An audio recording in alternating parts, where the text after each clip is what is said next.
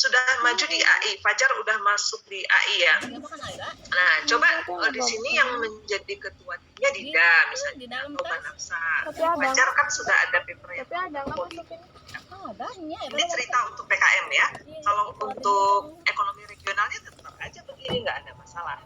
Nanti ketika upload berstrategi.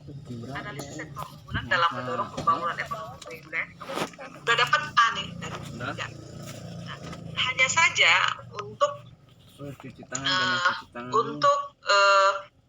PKM kan ada format yang harus kita ikuti.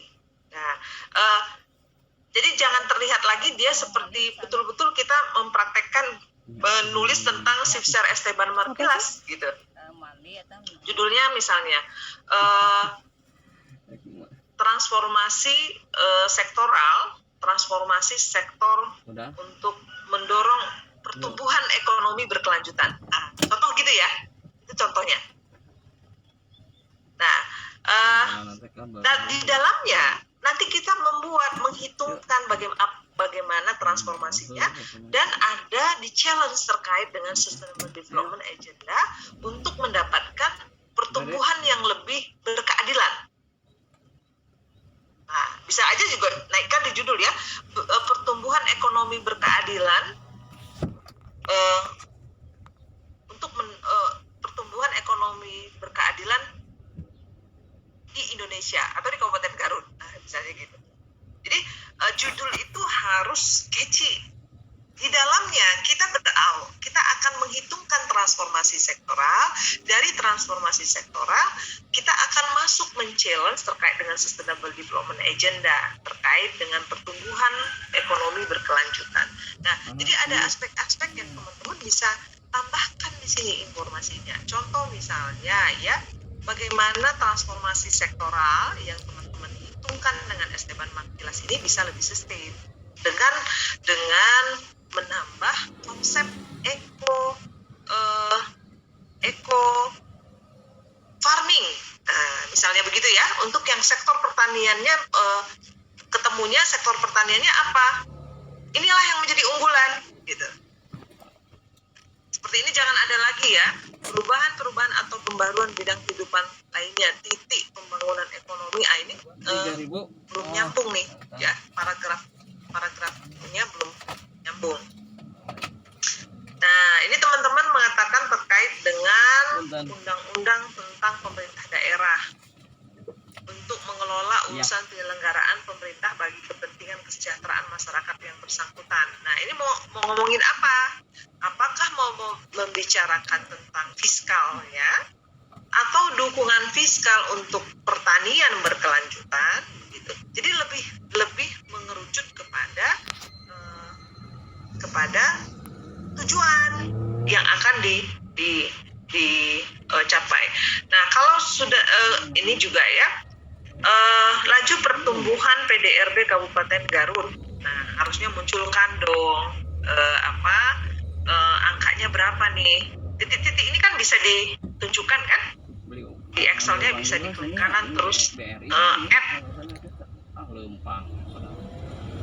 tren lainnya kah, add apanya kah, ini bisa dibuat. Nah, jangan ada LP PDRB Kabupaten Garut lagi di dalam sini ya.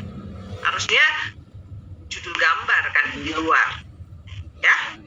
Nah, hindari kata sambung, jangan ada di awal kalimat. Dalam pertumbuhan ekonomi seharusnya kan pertumbuhan ekonomi gitu ya. Jadi memperhatikan tata cara penulisan ya yang benar. Kemudian distribusi PDRB. Nah, kalian pertanian, industri pengolahan besar ya. Nah, jadi dari di sini teman-teman bisa melanjutkan. Kalau tadi isu yang diminta yang banyak dikaji itu terkait dengan Sustainable Development Agenda, ya perhatikan dong ini misalnya apa nih strategi pengembangan industri ke depan di Kabupaten Garut.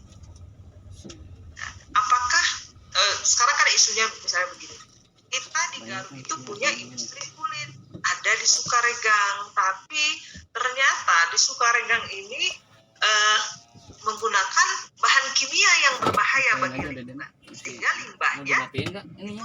Matiin ya. rusak ekosistem. Nah, jadi walaupun kita tidak secara spesifik berbicara sebenarnya, tapi kita mengetahui fenomena itu ada di Garut. Ada aspek sustainable development yang bisa kita address dengan clear bahwa industri pengolahan ini kalau mau sustain di masa yang akan datang, karena kan kita tidak hanya berbicara pada satu range periode di dalam pembangunan ekonomi wilayah, kita kan berbicara bagaimana membuat wilayah ini lebih lama, lebih kuat, masyarakat lebih sejahtera. Jangan sampai misalnya kita membangun industrialisasi dengan besar gitu ya, ternyata dampaknya rusak ekosistem dalam jangka panjang gitu. Barangkali tadi isu yang disampaikan di awal oleh Fajar dan kawan-kawan terkait dengan fiskal mungkin tidak yang itu gitu ya, tapi yang lebih tepat untuk membicarakan industri pengolahan di Garut ini adalah terkait dengan ekoindustri, strategi pengembangan ekoindustri di masa yang akan datang begitu ya. Oke. Nah, ini sudah masuk ya. Kalau saya nggak salah nilainya sudah A ya, kalau nggak salah UTS-nya ya Fajar ya dan kawan-kawan. Kalau saya kuliah Kenapa? Kalau saya kuliah from dari UTS-nya udah dibatasi, juga bisa dilihat. Oh nggak bisa dilihat. Kejam ya berarti lebih kalau saya mah dibuka aja biasanya. Oh, di restricted ya.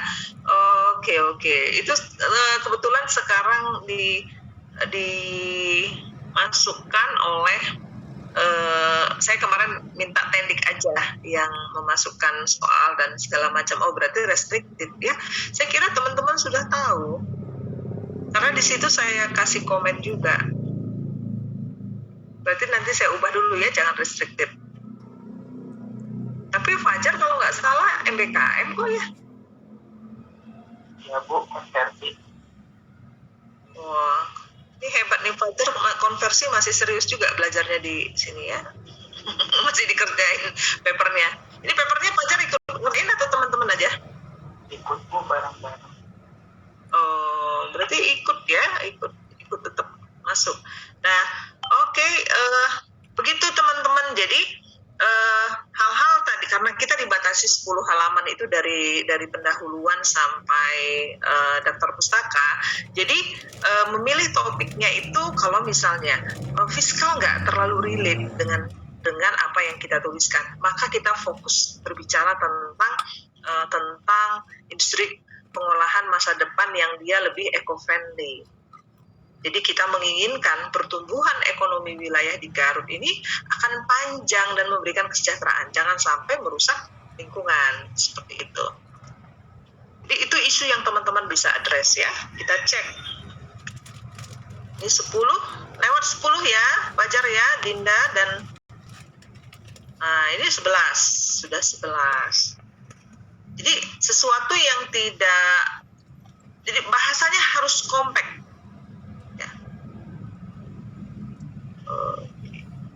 Wah, ini sahabat ya.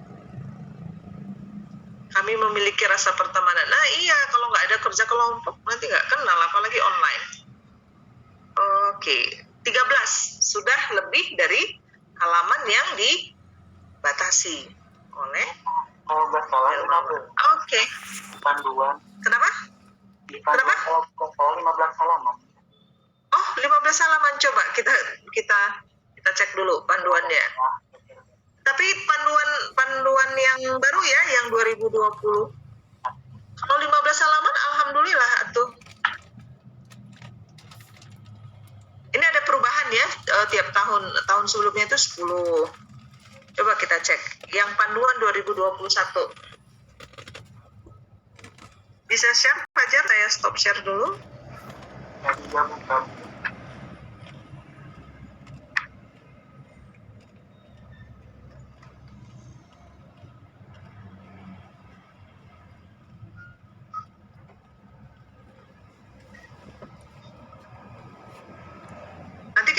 lagi ya.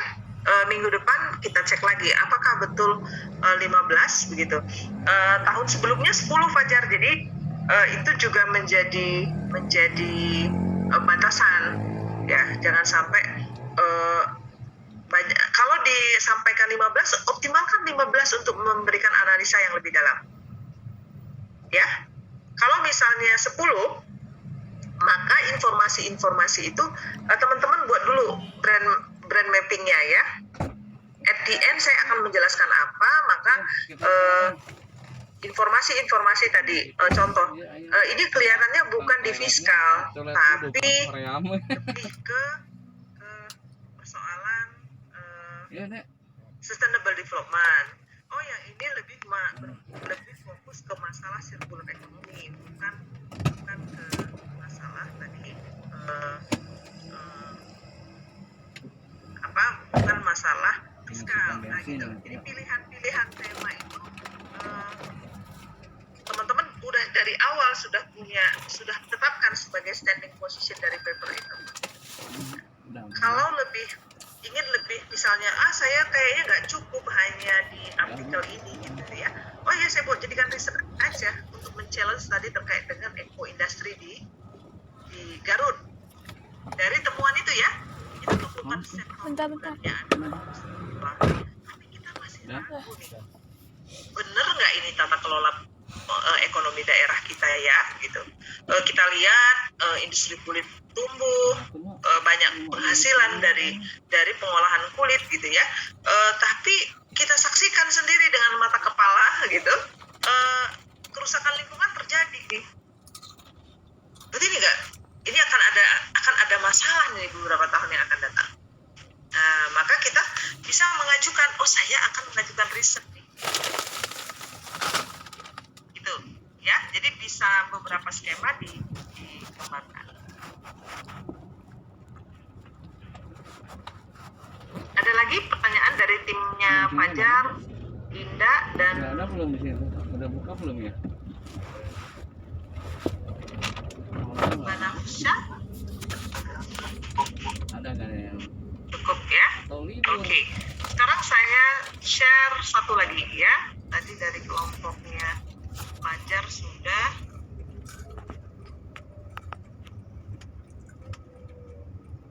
Adila ya, coba ya. Adila tadi udah belum ya? Adila. Nah ini Tasikmalaya ya, Adila Nurul Abifah, Mariam Nur Rahayu, dan Tri Indasari.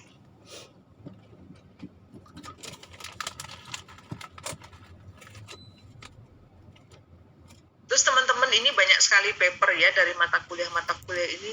Ikutkan ini ke berbagai lomba artikel, penulisan esai dan lain-lain ya. pengen ke air nggak? Jadiin duit gitu ya. Kalau menang kan dapat hadiah. Awalnya di sini aja toilet tuh. Di sini mah kayaknya bukan ini duduk ya. Apa yang biasa? Ini ya, ini juga sudah. Nanti saya buka restricted di e-kuliah ya. Saya pikir teman-teman udah baca, udah tahu nilainya di e-kuliah. Ternyata di restricted baru tahu ya. Nah, ini di Tasikmalaya. Analisis transformasi sektoral di Kabupaten Tasikmalaya. Nah, ini kan mata kuliah kita banget gitu ya. Di ekonomi regional sih oke. Nah, sekarang kita kembangkan ini menjadi satu isu yang bisa dikembangkan menjadi hasil PKM, program kreativitas ya. Tasikmalaya. Nah, kita lihat Tasikmalaya.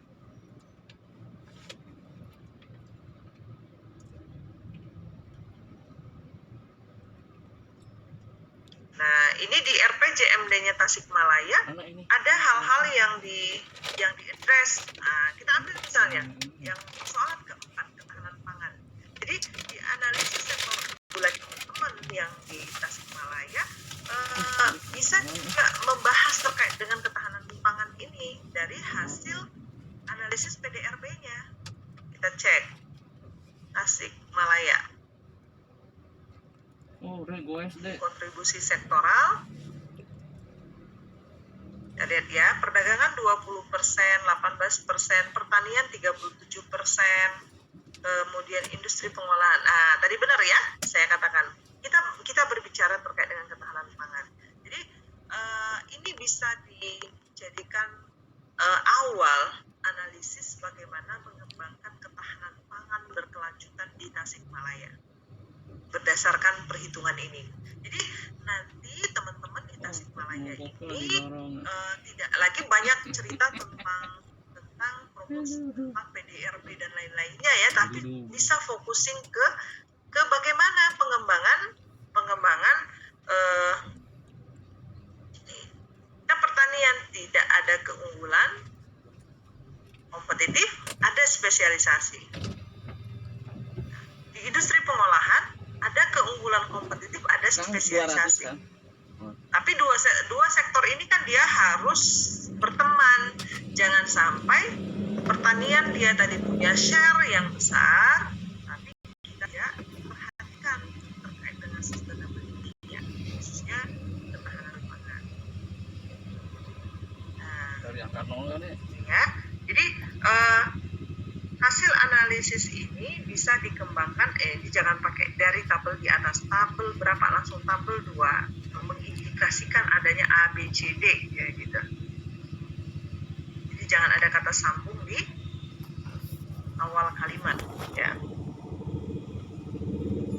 Ini per tahun ya, per tahun. Nah, bagaimana caranya supaya ditampilkan lebih kompak ya? Jangan mau padang aja deh. Ditampilkan begitu halamannya Kurang ini nyobain yang Opa tahu sana. Ya. Ayo. Jadi kalau mengikuti Kakak udah pernah belum kan? isinya bagus tapi kita nggak Tahu. bisa Tahu. lolos karena persoalan administrasi. Seperti itu. Ada pertanyaan dari teman-teman di kelompoknya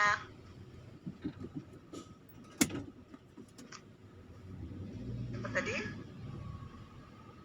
Ini akibat terlalu lama daring ya.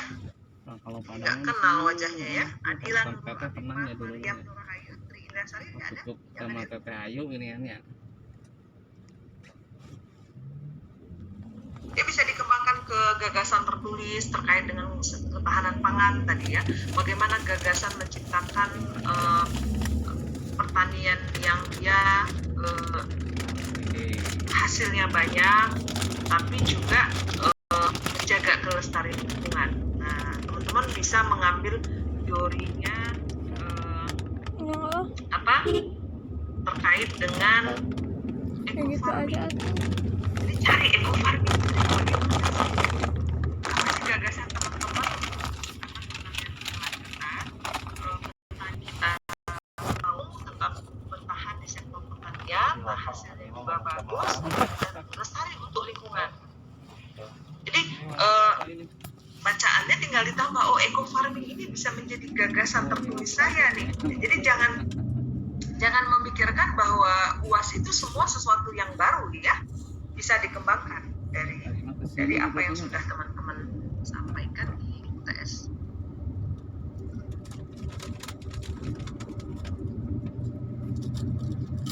Itu barangkali untuk sebagai pemancing ya, agar teman-teman minggu depan sudah siap menyampaikan paling tidak saya mau di mana, ide apa yang akan saya challenge untuk bisa berperan nanti di program kreativitas mahasiswa. Ada lagi yang ingin bertanya, silahkan.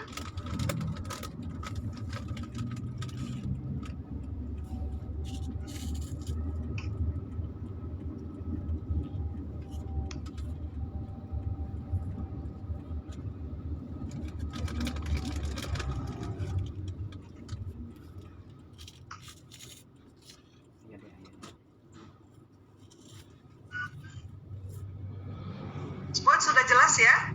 Jadi silahkan berprogres minggu depan. Kita akan diskusi progres teman-teman masing-masing ya, bisa menyampaikan kepada saya dan kita berdiskusi kira-kira apa kalau nggak mau pakai bawang apakah sudah goreng, cukup gimana? begitu ya, sudah cukup kuat analisis saya, apakah misalnya ini ada aspek yang perlu kita kita tambahkan, mungkin ada aspek yang seperti tadi Fajar dan kawan-kawan yang saya minta, oh ini mungkin tidak di fiskal tapi mungkin lebih ke sustainable development agenda dan lain sebagainya.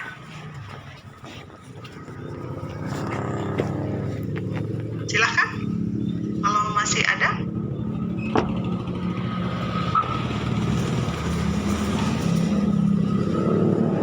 Sudah cukup ya, Pak. Sudah tahu ya mau apa Linda dan kawan-kawan.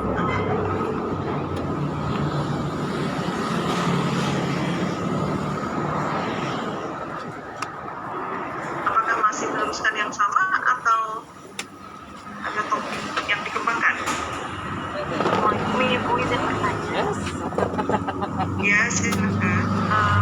Untuk Mas, berarti tema dan judulnya bisa berbeda dari yang UTS. Tidak sama, tidak Boleh, boleh saja. Boleh.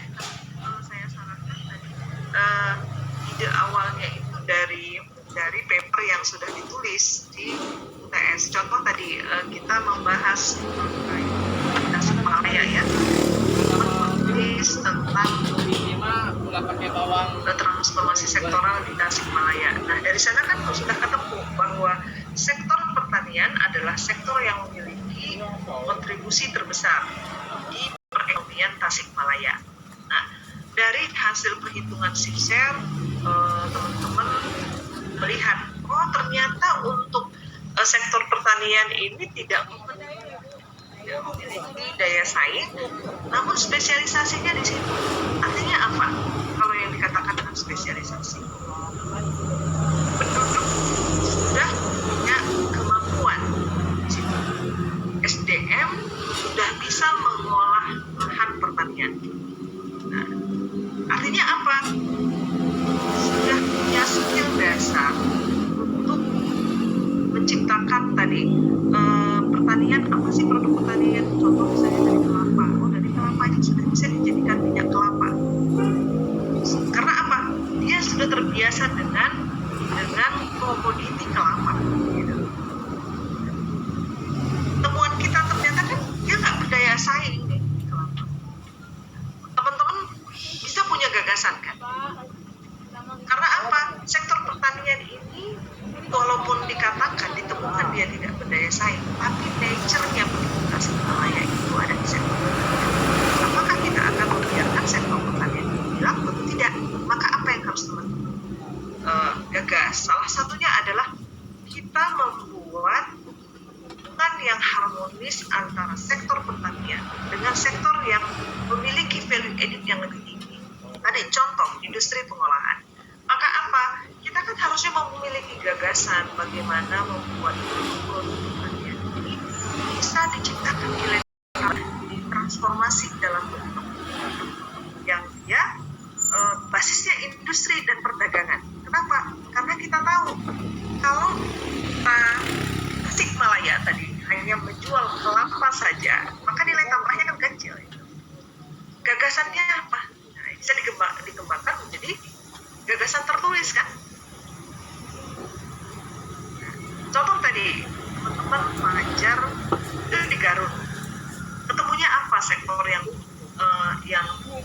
paling dominannya? Industri pengolahan yang memiliki kontribusi. Dan kita paham Garut itu ya, industri kulit, tapi dia punya permasalahan terkait dengan lingkungan. Teman-teman bisa memiliki gagasan, jadi dikembangkan dari artikel ya, gagasan tulis, bahkan mungkin bisa dikembangkan menjadi PKM riset. Karena saya ingin tahu dampak pembangunan industri kulit, ya, pengembangan industri kulit di Garut terhadap kesejahteraan masyarakat dalam konteks sustainable development. Jangan-jangan kita sibuk membangun industri, lingkungan kita makin rusak. Maka saya perlu teliti nih. Jadi Fajar, Dinda, dan siapa tadi? Lupa lagi saya. Mbak Nafsa. Yang pertama ingat tadi Mbak Nafsa, tapi lupa. Ya, Mbak Nafsa. Nah, Mbak Nafsa misalnya saya sih kelihatannya ingin nikmatkan menjadi satu terkait dengan industri pengolahan. Bagaimana strategi? Kan kita sudah belajar model bisnis kanvas baru lalu ya, beberapa minggu yang lalu. Ya teman-teman bisa men-challenge, saya ingin kaji ini strategi pengembangan model bisnis ekonomi wilayahnya Garut ini seperti apa yang dia menjawab soalan sustainable development. Seperti itu ya. Jadi jangan selalu berpikir, saya mah buat yang baru beda lagi. Kasihan ininya ya, energinya jadi tidak nanti mulai lagi studi literatur dari awal, ya nggak? Padahal kan teman-teman sudah menabung tuh tadi. Ada yang 10, ada yang 15 studi literatur. Tinggal ditambahkan, jadi nanti teman-teman punya 20 sampai 30 studi literatur. Nah, ini bisa dilanjutkan menjadi skripsi gitu. Jadi terus improve menjadi satu karya yang paripurna. Seperti itu Yolanda. Baik Ibu, terima kasih. Ada lagi yang lain?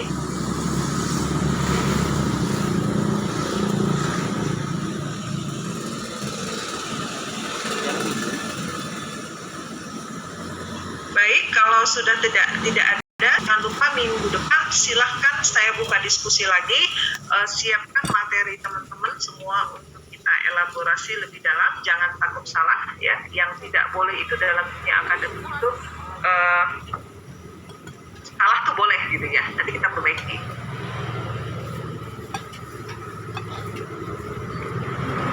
Baik, terima kasih ya. Selamat berlibur.